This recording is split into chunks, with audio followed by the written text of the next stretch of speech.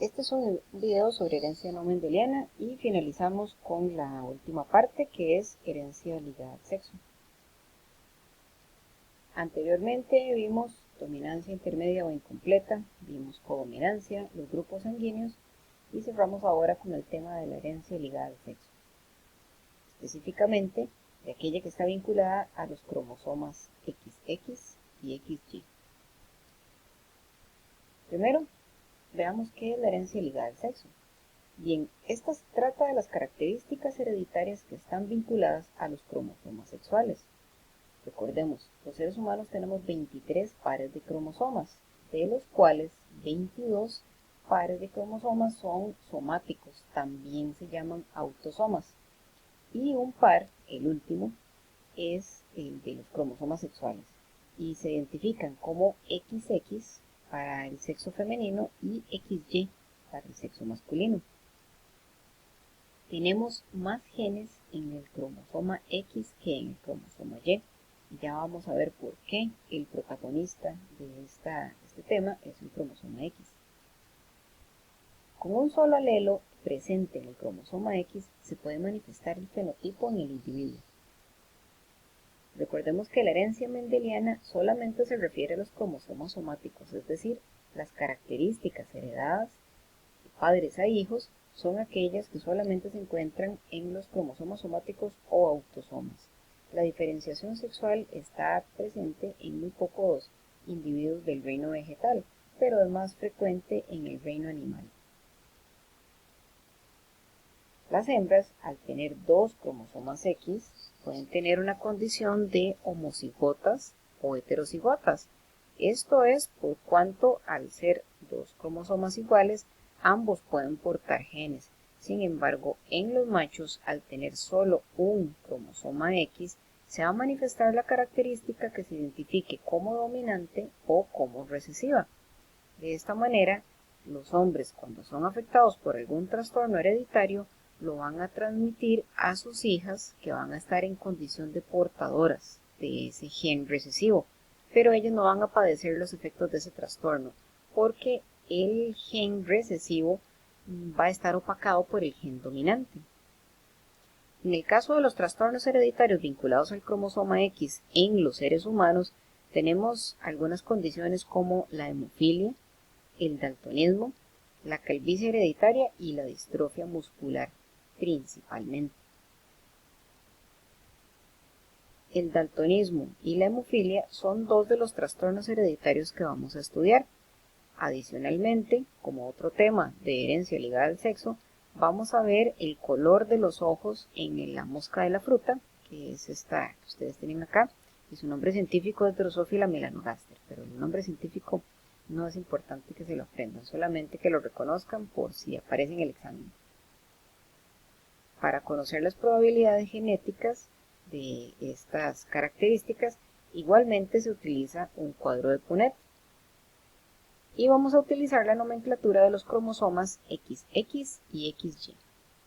Bien, entonces vamos a utilizar el cuadro de Punnett como lo hemos venido haciendo con los diferentes cruces de herencia ligada al sexo, y vamos a colocar los alelos de madre y del padre, bueno, en cualquiera de las dos filas o columnas, y lo que vamos a obtener siempre, como en el caso anterior de las otras cruces, es que vamos a tener, bueno, 50% de probabilidad de que los individuos de la F1 sean femeninos y un 50% de probabilidad de que los individuos de la F1 sean masculinos. Igualmente, vamos a hacer la separación de los gametos que van a estar siempre amarrados al cromosoma X. Veamos el primer caso, que es sobre el trastorno hereditario llamado hemofilia. La hemofilia es una condición en donde se presenta incapacidad para coagular la sangre y se presentan hemorragias si esta condición no es tratada con medicamentos. En Costa Rica, la Caja Costarricense del Seguro Social le da tratamientos a las personas que son hemofílicas, ya que necesitan esta medicación permanentemente durante toda su vida. Bien, las personas normales, es decir, las que no tienen el gen de la hemofilia, portan un gen dominante que se denomina H mayúscula, esa es la nomenclatura, que es el responsable de coagular la sangre, es decir, todas las personas que no tenemos esa condición, para la hemofilia tenemos el gen dominante. Quienes sufren la enfermedad o la portan tienen el gen recesivo que se simboliza con una H minúscula.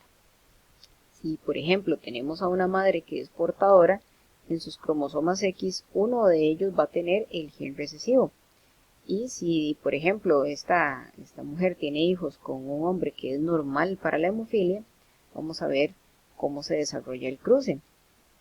Vamos a observar acá que tenemos en esta primera casilla el aporte del alelo dominante del padre y el alelo dominante de la madre. Quiere decir que esta representa un 25% de probabilidad de que las hijas sean normales, mientras que hay un 25% de probabilidad de que se manifieste el gen recesivo, pero en condición heterocigota para el otro 25% de las hijas, es decir, 25% de probabilidad de que las hijas sean portadoras. Y acá vamos a tener que hay un gen dominante en el cromosoma X de los hijos de la F1, mientras que hay otro 25% de probabilidad de que haya un hijo hemofílico. Entonces, en este cruce en donde la madre es portadora del gen de la hemofilia, se van a presentar una condición en donde el 25% de las hijas pueden ser portadoras y un 25% de probabilidad de los hijos va a sufrir la enfermedad. Y también tenemos, 25% de probabilidad de tener un hijo sano y 25% de probabilidad de tener hijas sanas. Ejemplo. ¿Cuáles son las probabilidades de heredar la enfermedad de la hemofilia si la madre es portadora y el padre es hemofílico? Bueno, esa es la información importante que tenemos que resaltar. Y tenemos acá los genotipos de madre y padre que los colocamos ya en el cuadro de Punnett y empezamos a hacer el primer cruce en donde vamos a tener hija portadora, hija hemofílica, hijo normal, hijo hemofílico. Entonces, acá las probabilidades de que la enfermedad se manifieste en la F1 aumentan. Y esto es básicamente porque tenemos una madre portadora y un padre enfermo de hemofilia. Entonces, al tener ambos padres el gen recesivo, aumentan las probabilidades de que la enfermedad se manifieste o bien que sus hijas sean portadoras. Es decir, si esta pareja tiene hijas, siempre va a haber posibilidades ya sea de que la sufran o la porten. Mientras que si tienen hijos hombres, pues hay 25% de probabilidad de que no padezcan la enfermedad, pero hay un 25% de probabilidad de que sean hemofílicos. Entonces, en este caso tendríamos un fenotipo que es 50% de probabilidad de que los hijos, independientemente del sexo, sean hemofílicos.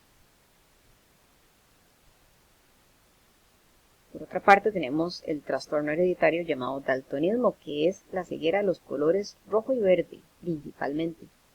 Las mujeres pueden padecer daltonismo si ambos cromosomas tienen el gen recesivo, es decir, en condición homocigota recesiva, o bien pueden ser portadoras heterocigotas. Esto es exactamente la misma dinámica de la hemofilia. Se padece, ¿verdad?, en el caso de las mujeres, solamente si está en condición homocigota recesiva.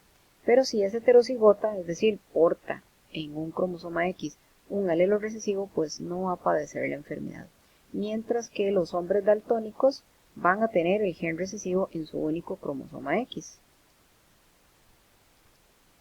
Eso es muy importante de que tomen nota de que las mujeres daltónicas solamente en condición recesiva, portadoras, siempre, ya sea para la hemofilia o para el daltonismo, se les llama portadoras a las mujeres que tienen condición heterocigota de sus cromosomas X.